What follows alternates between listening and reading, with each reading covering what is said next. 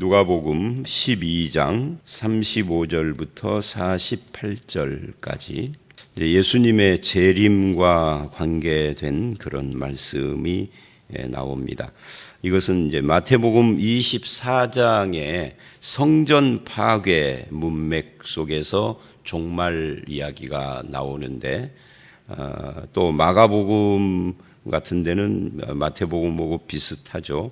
근데 누가복음 12장은 염려하지 말라 탐심에 대한 이야기, 그 다음에 그 하나님 나라와 그 의, 이제 누가복음에는 의라는 말은 안 나오죠. 그의 나라라고만 하는데 하나님 나라와 의를 구하는 삶, 이런 이야기를 하는 문맥 속에서 갑자기 깨어 준비하고 있어야 한다 하는 말씀이 나오고 있어요.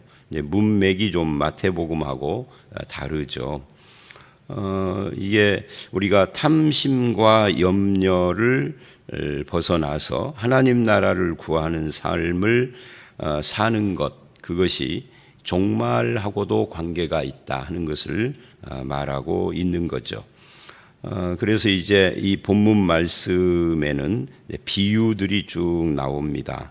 35절을 보면 허리에 띠를 띠고, 이 허리에 띠를 띠었다 하는 것은 이게 완료형이에요. 헬라어가 두 단어가 합성되어 있는 건데요. 페리에조스메나이 이렇게 해서 완료형으로, 이 완료형이라는 것은 뭐냐면 항상 언제나 그런 뜻을 갖고 있죠. 그러니까 늘 띠를 띠고 있어야 한다. 주님이 재림하는 날을 계산해서 2025년 무슨 7월 달이 온다. 그러면은 2024년부터 준비를 하는 것이 아닌 거죠. 항상 준비하고 있어야 되는, 띠뛴다는 것이 준비 상태를 말하는 겁니다. 그리고 그 다음에 이제 등불을 켜고 그래요. 이 띄고 켜고, 이 켜고라는 말, 이것도 수동태 현재 분사로 되어 있습니다. 그러니까 등불을 주님이 재림하기 직전에 켜는 것이 아니라 늘 항상 켜고 있는 거죠. 준비된 상태. 그래서 이 35절은 늘 준비해야 한다는 것을 강조하고, 그것을 허리띠와 등불로 비유를 하고 있습니다. 이제 요즘 젊은 사람들은, 우리 아들도 보니까 허리띠를 안 차더라고요. 그냥 입어요. 꽉 낀 바지들을 좋아하니까. 근데 저랑 비슷한 연령대 윗분들이나 대충 저랑 비슷한 분들은 아마 꽉 낀 바지 잘 안 입으실 거예요. 어제 어디를 보니까 문재인 대통령이 비서실장 시절에 노무현 대통령하고 둘이 찍은 사진이 올라왔더라고. 본데 이렇게 촌스러워요.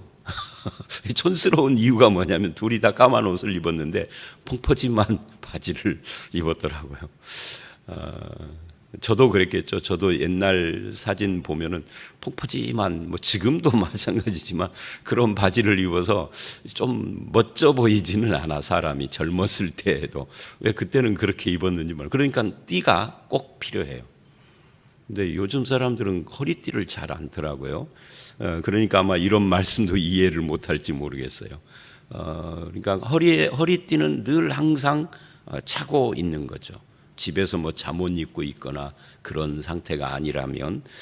등불도 밤에는 늘 켜놓고 있는 거죠. 그때만 켜는 것이 아니다 하는 이야기를 지금 하고 있는 겁니다. 그리고 세 번째 비유가 36절, 너희는 마치 그 주인이 혼인집에서 돌아와 문을 두드리면 곧 열어주려고 기다리는 사람과 같이 되라 그래요. 이 이스라엘 사람들은 혼인잔치를 주로 밤에 했다고 합니다. 그래서 신랑과 그 친구들이 밤에 횃불을 들고, 요즘하고는 좀 다르죠. 행렬을 지어서 이제 쭉 신부 집으로 오면은 그때부터 이제 잔치가 시작되는 겁니다. 그래서 축하객들도 밤중이 됐어도 잘 집으로 안 돌아갔다고 해요. 그건 이제 문화적인 것이니까. 그래서 여기 혼인잔치 이야기도 언제 지금 올지 모르니까 늘 기다리고 있어라. 기다리는 사람같이 되라. 라고 계속 35, 6절은 계속이라는 의미들을 가진 그런 표현들을 하고 있는 겁니다. 그걸 37절은 깨어 있다 이렇게 이야기를 해요. 그러니까 다시 뛰고 켜고 기다리고 그리고 깨어 있다. 이게 다 유사한 의미를 가진 그런 단어들로 채워져 있죠. 그래서 깨어 있는 것을 보면 그 종들은 복이 있으리로다. 내가 진실로 너희에게는 주인이 띠를 띠고 그 종들을 자리에 앉히고 나와 수종을 들리라. 그러니까 여기서 주인이 띠를 띠고 하는 이것은 35절에 띠를 띈 거하고는 좀 다른 의미이죠. 여기서는 이제 주인의 칭찬입니다. 그 깨어 있는 사람, 띠띠고 켜고 서 있는 그리고 기다리고 있는 그런 상태, 이걸 깨어 있다고 하는데 그걸 보면 주인이 칭찬을 하게 될 것이다 하는 것을 말합니다. 물론 여기서 주인은 예수님을 말하죠. 또는 뭐 하나님이라고 해도 되고요. 그리고 띠띠고 켜고 돌아올 때에 기다리고 있는 사람, 깨어 있는 사람은 바로 그 종들이라고 그랬는데 우리들이라고 할 수 있습니다. 나중에 이제 베드로가 누굽니까 하고 질문을 합니다만은, 그리고 이제 38절은 이렇게 이야기를 합니다. 주인이 언제 오느냐? 혹 2경에 올 수도 있고 3경에 올 수도 있다. 근데 그 종들이 그같이 하고 있는 것을 보면 복이 있다. 종들이. 그러니까 2경 혹은 3경 이 말은 언제일지 시간은 안 정해졌다 하는 이야기예요. 2경, 3경이 오늘날로 표현을 하면 새벽 2시, 3시 이런 건 아니에요. 1경이 오늘날의 1시간보다 훨씬 길어요. 1경이 한 서너 시간, 3시간, 4시간 그렇게 될 텐데 제가 지금 정확하게는 모릅니다만은 그러니까 상당한 시간들입니다. 이 1경, 2경, 3경 하면은 그래서 요거 이제 그 시간 이야기가 지금 나오고 있는데 이게 이제 2경, 3경을 다 합하면 오후 6시, 그러니까 우리나라도 옛날에는 뭐 1경, 2경 이렇게 나눴으니까 이게 오후 6시서부터 아침 6시까지, 오늘날로 말하면 12시간이죠. 이 12시간을 1경, 2경, 3경으로 나눈 거예요. 그러니까 어떻게 되나요? 12시간을 3, 4경, 4시간, 오늘날로 말하면 4시간이네요. 굉장히 기네요. 그러니까 굉장히 긴 시간입니다. 2경, 3경이면 8시간이니까. 그런 의미에서 인생을 이야기를 해도 길고, 이것을 역사로 이야기하면 더 긴 어떤 기간인데 언제 올지 모른다는 거죠. 그래서 2경은 밤 10시서부터 새벽 2시까지 이 정도 된다고 하니까 굉장히 긴 시간이고, 거기에 이제 3경까지도, 그래서 이게 정해진 시간이 아닌 것을 보여주는 겁니다. 근데 왜 하필이면 밤으로 이야기를 했느냐면 그게 이제 39절에 도둑하고 연결을 지으려고 하는, 실제로 예수님이 낮에 오느냐 밤에 오느냐 아침에 오느냐 이 이야기는 아니에요. 재림이 몇 시에 오느냐 이런 이야기가 아닙니다. 근데 이런 것을 오해해서 뭐 12시서부터 뭐 예수님 맞이하는 기도를 했던 무리들이 있었잖아요. 옛날에 다미선교에. 성경을 왜곡한 거예요. 성경에 이것은 비유입니다. 비유지 실제 무슨 2경, 3경에 온다 그런 이야기가 아니에요. 이게 이제 밤에 도둑 드는 이야기를 하기 위해서 2경, 3경 이야기를 하는 겁니다. 한참 사람이 푹 자고 있을 때 온다는 이야기겠죠. 그러니까 준비되지 않은 상황에서 예수님을 맞이하는 이야기를 하는 겁니다. 근데 믿는 자는 다들 준비되지 않는, 잠이 푹 드는 12시쯤이면 뒤척거릴 수 있지만 새벽 2시쯤이면 뒤척거리는 것이 아니라 푹 들어있는 거죠. 그런데 도둑이 오는 것처럼 그 도둑이 그때 온단 말이죠. 처음 예수님이 그때 온다. 그러니까 생각지 못한 때 온다. 근데 믿는 자는 그래도 띠고 있고 등불 켜놓고 있고 기다리고 있다. 깨어 있다 이 말은 안 잔다는 의미는 아닙니다. 비유상 깨어 있다는 표현을 쓰는 거죠. 그러니까 예수님 기다리는 삶을 깨어 있다 그러는 거예요. 그런 사람은 어느 때 와도 내가 자고 있다가 맞이해도 준비되어 있는 거죠. 그게 깨어 있는 삶이라고 말할 수 있습니다. 알지 못하는 때에 도둑이 든다는 거예요. 39절 도둑이 어느 때에 이룰 줄 알았더라면 그 집을 뚫지 못하게 하였으리라. 그러므로 너희도 준비하고 있으라 라고 말을 합니다. 이 예수님이 즉 인자가 오리라 생각지 않은 때, 지금까지 35절로 40절 상반절까지의 이야기는 40절 하반절에 생각지 않은 때에 인자가 오리라로 다 통합되는 거죠. 예수님 인자가 오시는 그때에 깨어있는 사람, 깨어있지 못한 사람, 준비된 사람, 준비되지 못한 사람으로 나뉜다 하는 것을 말하고 있는 겁니다.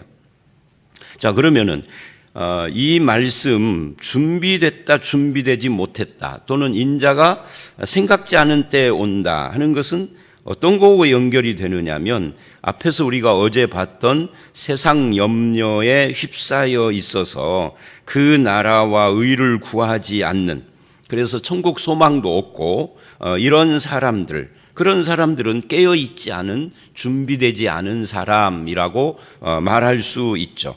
세상의 탐심과 정욕에 빠져서 그 염려에 눌려가지고 하나님이나 하나님 나라를 전혀 상상도 하지 않고 그거 전혀 그런 것에 대한 소망도 기대도 없는 사람들이 깨어있지 않는 잠자는 사람이다라고 할 수가 있는 거예요.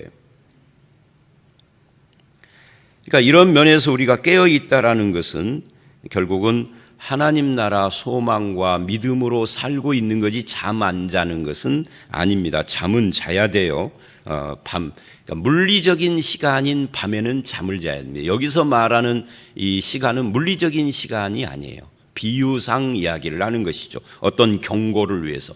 다들 예상하지 않는 상태, 이걸 잠자는 걸로 이야기를 하고 있는 겁니다. 이제 이렇게 이야기를 하자 베드로가 궁금해졌어요. 이 비유가 우리를 향한 비유입니까? 모든 사람에게 하는 비유입니까? 라고 질문을 한 거예요. 그것에 대한 대답이 42절 이하이죠. 근데 42절 이하를 보면 제자들만 향한 것은 아니죠. 그래서 모두에게 향한, 제자들에게도 해당이 되고 다른 모든 사람들에게도 해당된다. 왜? 예수님의 재림이 믿는 자들만 위한 것은 아니니까. 온 세상의 심판이고 믿는 자들의 구원의 완성이고 그러는 거니까 이거는 한쪽에 해당되는 것은 아닌 거죠. 그래서 이제 이 42절 이하를 보면 지혜 있고 진실한 청지기가 되어라 라고 말을 합니다. 그러니까 깨어있다라는 것이 뭐냐 하는 것을 지금 설명하고 있는 겁니다. 그러니까 하나님의 종들은 깨어 있어야 되는데, 그리고 준비되어 있어야 되는데 그 준비하는 것이 자기에게 맡겨주신 사명을 잘 감당하는 것이다. 기도 집회를 하고 있는 걸 준비라고 하지 않습니다. 하나님 또는 예수님을 믿는 것이 기본이고, 그리고 주신 사명을 제대로 감당하는 그런 삶을 사는 것이죠. 우리가 사명 그러면 목회자나 선교사에게만 해당되는 걸로 착각하는데 그렇잖아요. 믿는 모든 사람들이 하나님의 종들이고 다 청지기들이고 다 사명을 가지고 있는 거예요. 나름대로 직업이 달라도 그 직업의 현장 속에 하나님 나라가 임해야 하는 거죠. 그리고 말씀에 순종하고 나에게 주신 사명을 감당하고 있어야 하는 겁니다.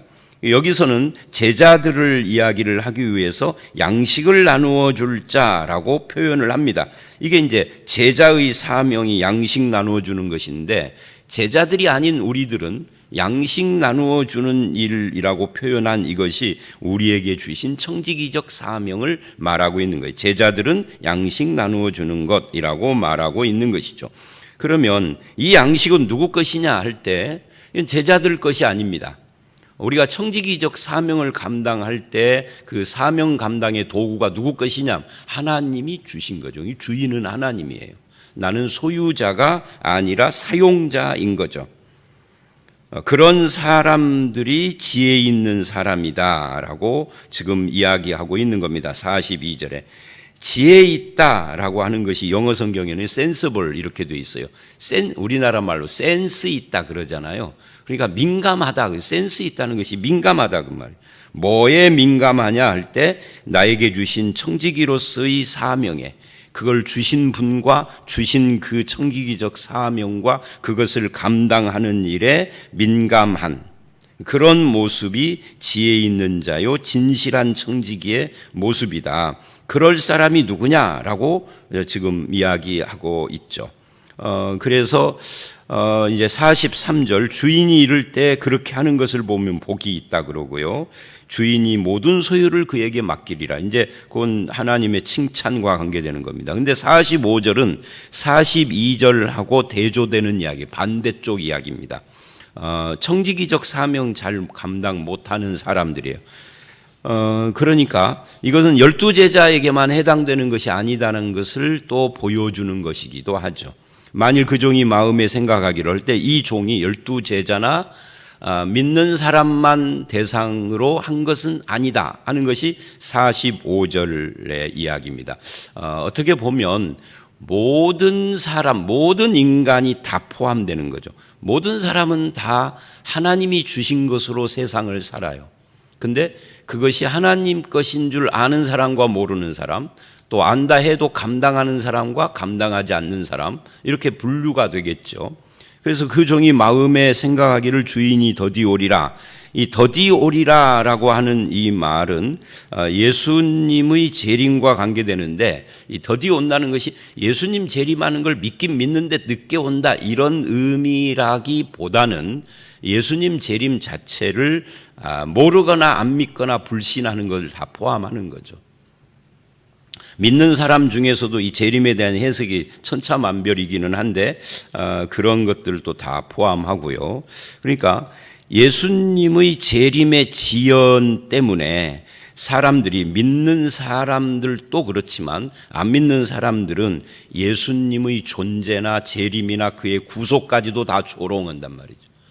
야, 예수님, 너네들이 믿는 예수님이라는 분이 온다며, 근데 벌써 2000년 지났잖아. 그래서 예수님 자체를 부정하고 재림을 부정해버리는 삶. 그래서 주인이 더디 오리라 하는 것 때문에 하나님이 주신 사명, 인생의 사명, 제자들은 제자들로서의 사명, 믿는 자는 믿는 자로서, 안 믿는 자도 하나님이 주신 청지기인데 그것에 대해서 완전히 불충한 삶을 산다는 거예요.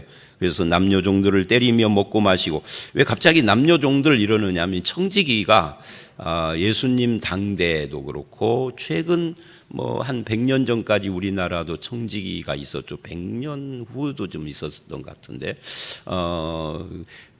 그 집안이 좀 크면, 종이 한둘이 아니라 여러 있으면 그 중에 요셉처럼 청지기로 누군가를 세워서 나머지 종들을 다스리고 뭐 이런 분위기 지금 이야기를 하는 겁니다.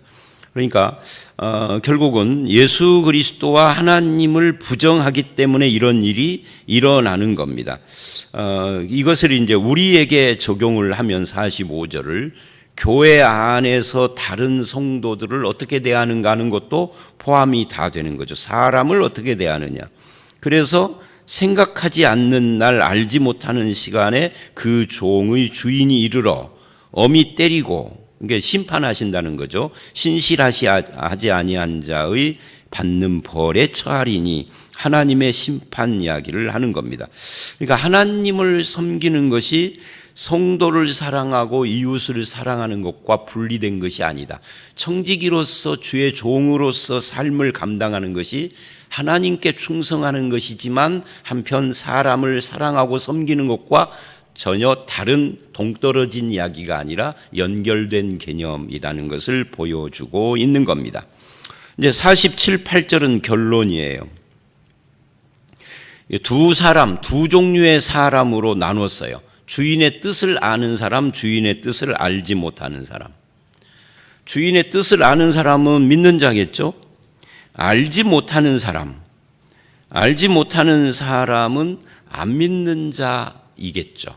또 믿는 자 중에도 주인의 뜻에 관심이 없는 자를 포함하겠죠. 그래서 주인의 뜻을 아는 자, 알고도 준비하지 않는 자, 그 뜻대로 행하지 않는 종에 대한 심판 이야기를 하고요. 알지 못하고 맞을 일을 행한 종, 적게 맞는다, 이 표현이 참 재미있어요. 적게 맞는다, 이 맞는다가 심판이라고 할 때 심판을 세게 당하는 사람, 적게 약하게 당하는 사람 둘 중에 누가 심판받는 사람일까요? 그러니까 옛날 중세 시대나 이런 때 또는 중세 이후에도 그랬고 지옥과 천국을 묘사할 때 단테의 신곡 같은데 뭐 그런 데도 그렇고요. 천국도 단계가 있고 지옥도 단계가 있다. 이렇게 해서 성경에 없는 이야기죠. 1단계는 아주 약한 심판, 7단계쯤 되면은 그냥 무지무지한 심판. 그래서 7단계에 들어갈 죄의 종류 이야기를 하고 1단계에 들어갈 성경은 아닙니다. 사람들의 상상일 뿐이죠. 여기서 적게 맞는다는 것이 심판 안 받는다는 이야기는 아니에요. 다 어차피 엄히 맞던 적게 맞던 맞는다라는 의미에서 다 심판받는 거예요. 그러니까 알고도 준비 안 된 사람이나 모르고 준비 안 된 사람이나 똑같이 준비 안 된 사람이고 심판의 대상이다 하는 것을 말하고 있는 겁니다. 그러면서 또 재밌는 말을 해요. 많이 받는 자에게 많이 요구하고 많이 맡은 자에게 많이 달라 한다. 그러니까 많이 맡았다, 많이 받았다 하는 것은 이게 아마 이런 이야기겠죠. 예수를 믿고 그러나 불충성한 사람, 또 예수 믿는 사람 중에서도 이제 어떤 특별한 사명을 부여받은 사람들, 이런 사람들은 많이 받고 많이 가진 자죠. 그들에게는 더 큰 충성을 요구를 하는데 그렇게 하지 않았기 때문에 더 엄히 때린다, 이렇게 지금 이야기를 하고 있는 거죠. 그러나 심판은 심판이다. 적게 맞아도 심판이고 많이 엄히 맞아도 심판이다. 그래서 심판으로 이 마무리를 했어요. 그러면 이제 오늘 말씀은 우리가 믿는 자로서 깨어있는 삶, 준비된 삶을 살아야 되겠고, 그 다음에 두 번째는 그 중에서도 특별히 지혜 있고 진실한 청지기로서의 삶을 살아야 한다. 특히 하나님의 뜻을 아는 자로서 어떻게 충성스러운 삶을 살아야 할 것인가 하는 쪽에 우리가 좀 고민을 해야 할 필요가 있다. 우리가 많은 것을 받는 것만 생각을 하며 신앙생활을 할 때가 참 많은데, 많이 받는 것이 많이 요구된다는 것도 염두에 두어야 한다 하는 것을 우리가 반드시 기억을 해야 할 필요가 있습니다. 항상 띠띠고 항상 등불 켜고 늘 깨어 있는, 즉 한순간도 예외 없이 주님을 바라보고 믿고 그 사명을 감당하는 그런 삶을 사는 저와 여러분들이 되시기를 주의 이름으로 축원합니다. 함께 기도하겠습니다. 하나님, 주님 재림하시는 것을 기다리는 것은 어떤 특정한 시간이 아니라 늘 깨어서 기다리는, 늘 준비된 신앙의 삶을 사는 것임을 알았습니다.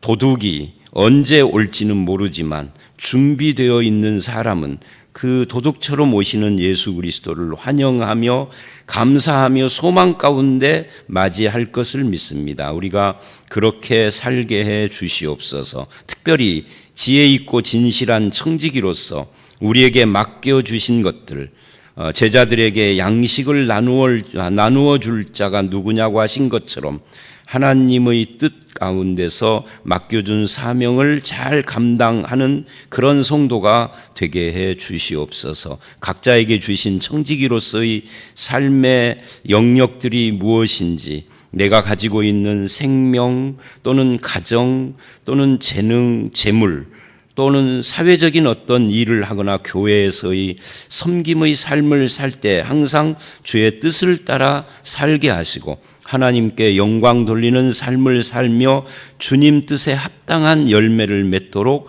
늘 우리를 이끌어 주실 줄 믿사옵고 예수님 이름으로 기도드려 싸움나이다. 아멘.